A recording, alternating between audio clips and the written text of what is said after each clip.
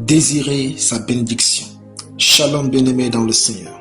Notre méditation du jour s'intitule « Désirer sa bénédiction ». Nous tirons notre texte dans le livre de Luc chapitre 5, le verset 7 qui nous dit ceci. « L'ayant jeté, ils prirent une grande quantité de poissons et leurs filets se rompaient. » Alléluia.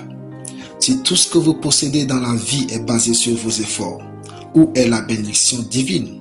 Nous devons parfois compter ce que nous avons pour réaliser l'impact de la bénédiction de Dieu.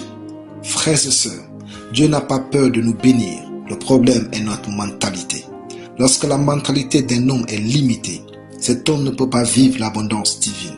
Si Dieu a donné tout l'Égypte à Joseph au temps de Pharaon, qu'est-ce que Dieu ne peut pas vous donner abondamment? Dieu a béni Abraham, Isaac et Jacob, chacun d'eux de manière abondante et infinie. Le monde entier et tout ce qui renferme appartient à Dieu. Qu'est-ce que Dieu ne peut pas vous offrir de manière abondante et infinie? Élargissez votre mentalité et recevez de Dieu autant que vous le pouvez.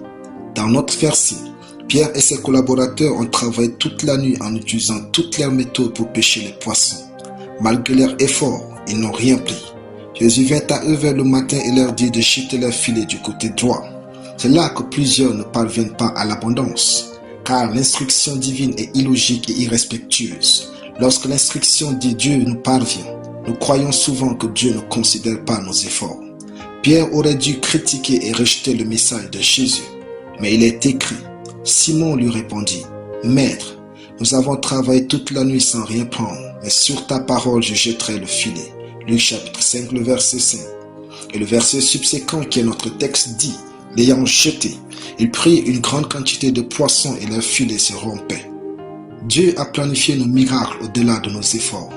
Quand vous croyez que vous avez tout fait sans résultat, alors ne désespérez point, c'est le tour de Dieu d'agir. Refusez d'accepter et de croire au manque et à l'impossible dans votre vie. Dieu a planifié de vous bénir jusqu'à l'infini. Il a planifié votre vie dans sa gloire, ses richesses et sa faveur. Dieu vous aime et sa bénédiction travaille pour vous dans le monde entier. Attendez-vous au meilleur et à l'abondance. Suivez toujours sa parole. La bénédiction de Dieu vous enrichit. Alléluia. Prions. Je confesse que partout où je pars, il y a de la bénédiction pour moi au nom de Jésus. Ainsi, je suis béni, plein de santé et saturé de faveur divine. Amen. La lecture biblique en une année, Lévitique chapitre 1 à Lévitique chapitre 5. Soyez bénis, c'était le Père du ciel.